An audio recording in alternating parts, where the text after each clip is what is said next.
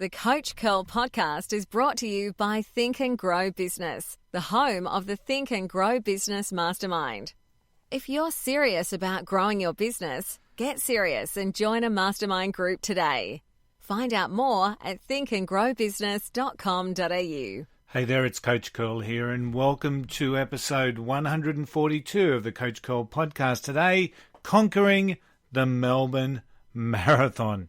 Let's go. Way to go, guys. Way to go. Keep it going. Good job, guys. All right, Paul. I see you. All right, John. Finish on. Coach Curl. Great job, guys.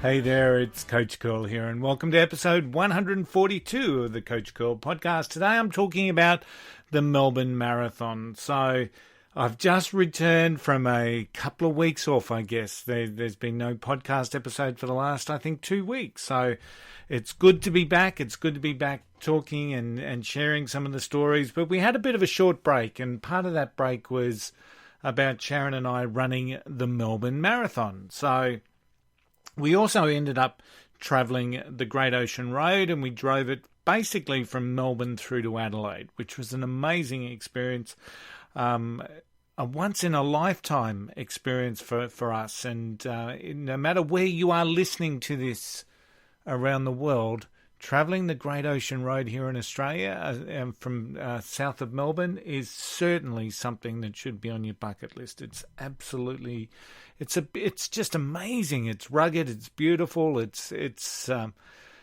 just incredible. But the main thrust for why we were away was to run the Melbourne Marathon. Now, regular listeners would know that last November, Sharon and I ran our first marathon, and our first marathon was the New York Marathon. So can I tell you, if you want to run a marathon, you spoil yourself by running the New York Marathon as your first marathon. We were so spoilt that we didn't realise it. The crowds in New York are amazing.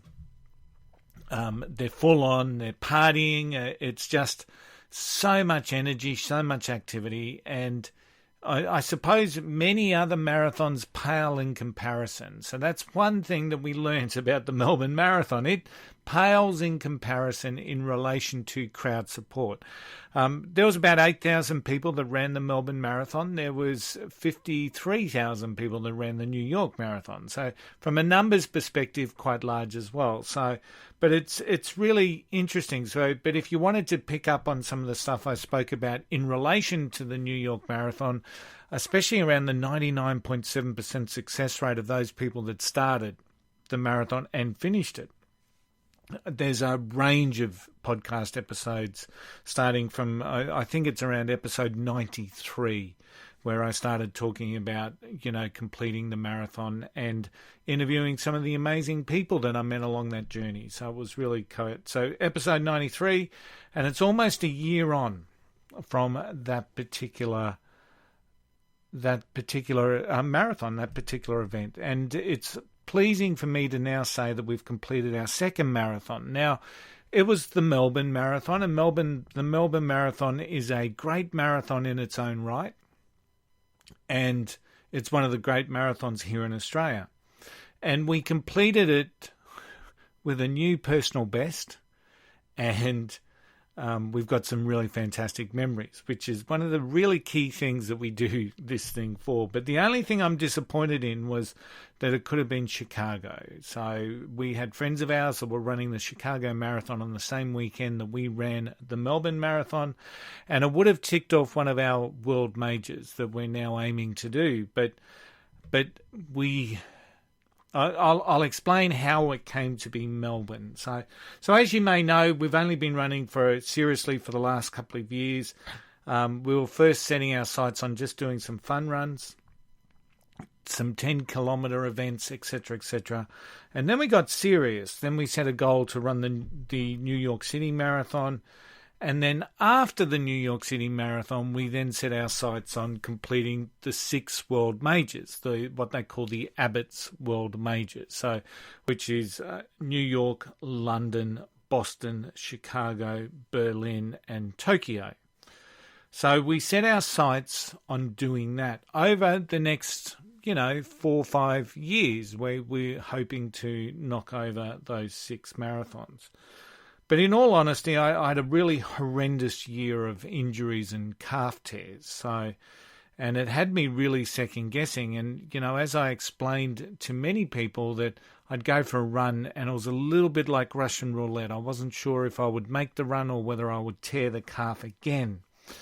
And it was just a horror run for me with calf tears. And as we get older in life, the calves tend to get a little bit weaker. And as we put on a couple of extra kilograms, it just adds up to a bit of a nightmare combination, age and a little bit overweight. And then lo and behold, your calves are just screaming at you and not doing what they should be doing. So, and as it was a considerable investment to undertake to go to Chicago to run a marathon, we really chose relatively early in the piece that Chicago was probably not the right option for us. It wasn't that we didn't want to set that as a goal. It wasn't that we didn't want to do it.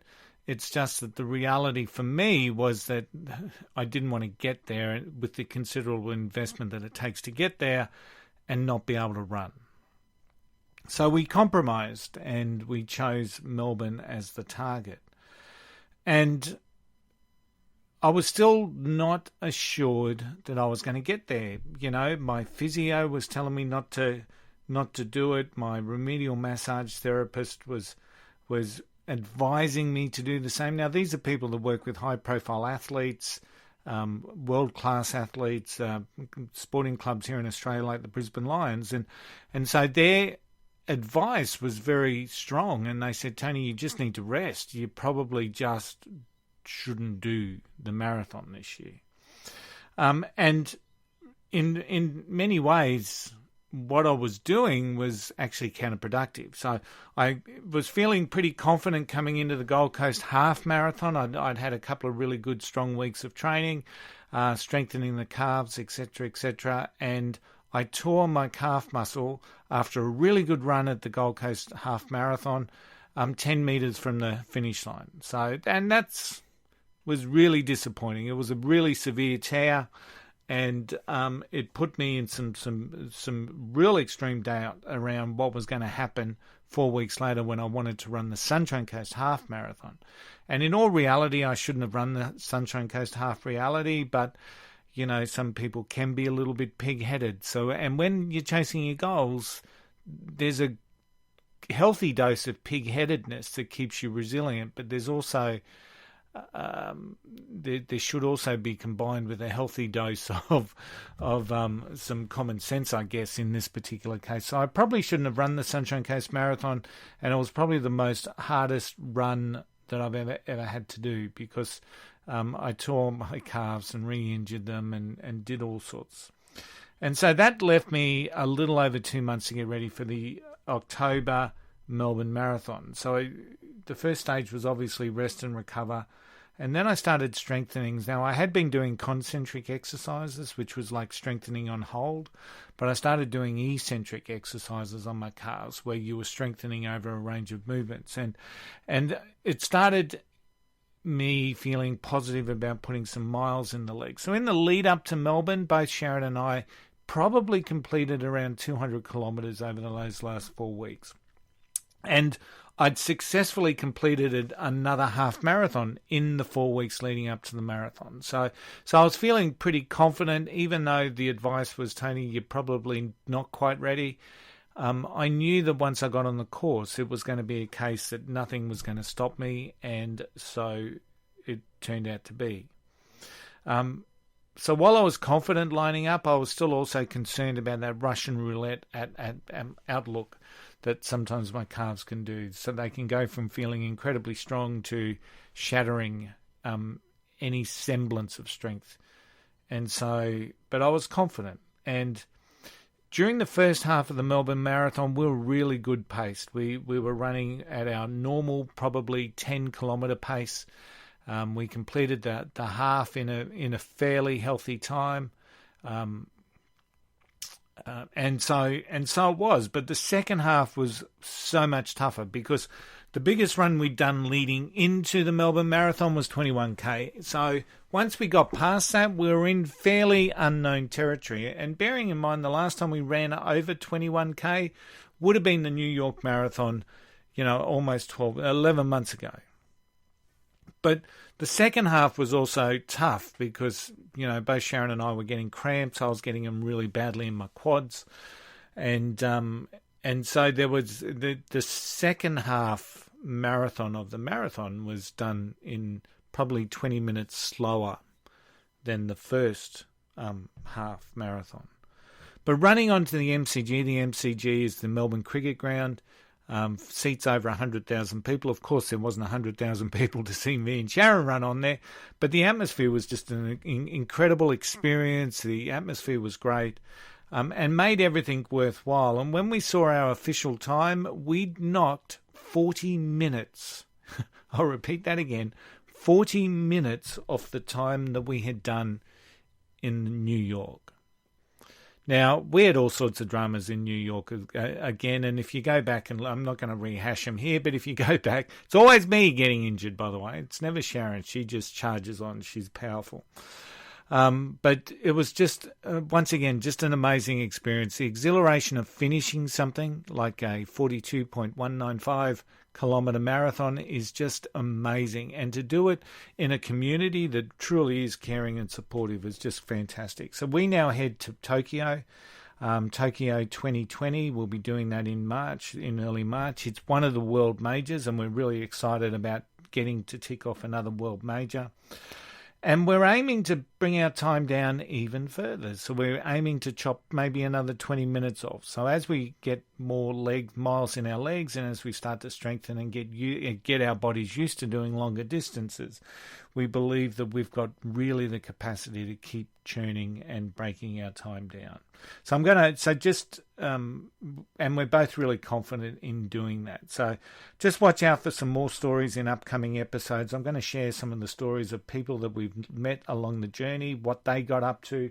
One of them has just completed the amazing Uberman, so I'll probably talk about that in our next episode. But some of these amazing stories where people set a goal and just channel their energy and their focus into doing what it is that they're doing, and more so for their own personal satisfaction than for glory. So these are people that are never ever going to get an Olympic gold. These are people that are never going to stand on the top of the podium. These are people that are setting goals and achieving amazing things in life because of their own personal satisfaction.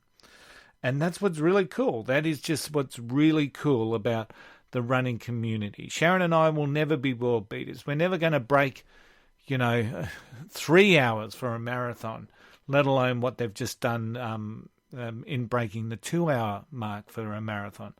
In our wildest dreams, we might break the 4-hour marathon, but we're doing it because it's a personal challenge to ourselves, and that's what life is about. Everything we should be saying, how can I challenge and stretch myself to be better and achieve?